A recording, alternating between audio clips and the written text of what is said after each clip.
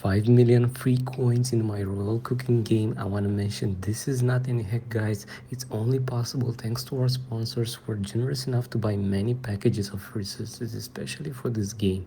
So I make sure my power saving mode is turned off. Here I'm gonna enable and disable again, even if you play on iPhone, just to make sure it's turned off. Alright, now here is my royal cooking game. Doesn't look like a great situation, but I'm gonna change that in a few minutes. I'm opening my browser and go to ontweak.com, as you can see right here. Then I search for the royal cooking game to find it easier. I'm tapping on start and on some other buttons over here. Then I'm entering my user ID. This can be found by tapping on the settings button in game.